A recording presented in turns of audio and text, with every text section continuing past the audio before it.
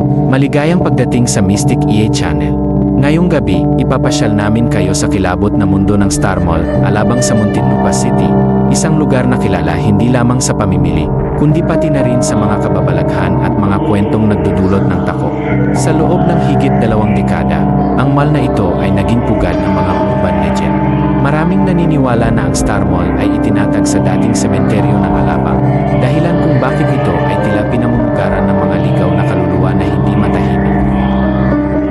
Isa sa mga pinakakilalang kwento rito ay ang aparisyon ng isang babae na kilala bilang The White Lady. Sinasabing suot niya ang isang puting damit at madalas na makita na palakad-lakad sa mga pasilyo ng mall tuwing 10 oras ng gabi. Ayon sa mga kwento, biktima siya ng isang malagim na krimen bago pa man itayo ang mall. Maraming empleyado at mamimili ang nagsasabing nagpapakita ang White Lady sa mga salamin o CCTV cameras, nagpaparamdam sa pamamagitan ng malamig na hangin, at minsan pa'y naririnig ang kanyang mga yapak sa mga tahimik na pasilyo. Para bang pinaparamdam niya sa lahat na hindi siya nag-iisa sa kanyang paglalakbay. Ngunit hindi lang ang White Lady ang nagpaparamdam sa Star Mall. Isang batang lalaki ang nagkaroon ng kakaibang karanasan sa sinehan ng mall. Nang siya'y pumasok para manood ng last full show, nakita niyang punong-puno ang mga upuan, at ang sinehan ay puno ng halakhak at bulungan ng mga tao. Ngunit nang matapos ang palabas at bumukas ang ilaw, napagtanto niyang halos 10 lang pala ang tao sa loob, at siya'y kinilabutan. Dali-dali siyang umalis ng sinehan. Ang mga pangyayaring ito ay hindi lang sa sinehan nagaganap. May mga ulat din ng mga taong bigla na lang naglalaho sa harapan ng iba, para bang naglaho sa air. Maraming kwento ng mga multong nagnanakaw ng mga bagay mula sa mga istante ng tindahan, at mga shop owner na nakakakita ng mga bagay na gumagalaw mag-isa. Ang Star Mall, na dating tinatawag na Metropolis Star, ay nakatayo sa lugar kung saan dati inakahimlay ang mga pata.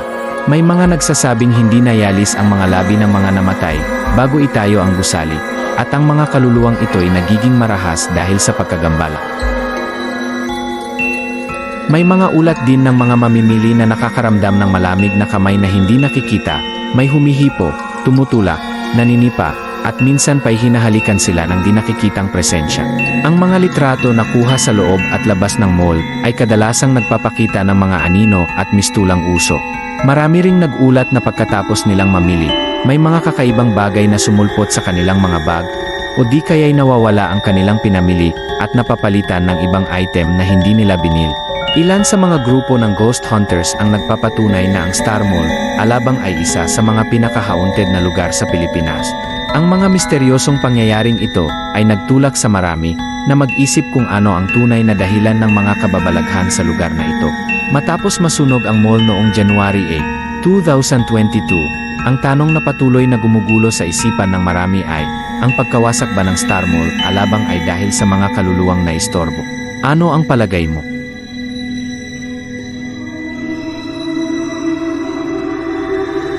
Manatiling nakatutok sa Mystic EA Channel para sa mas nakakatakot pang mga kwento ng kababalagha.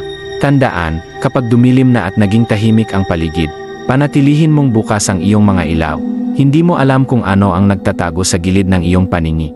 Baka ikaw na ang susunod na makaramdam ng presensya ng mga ligaw na kaluluwa.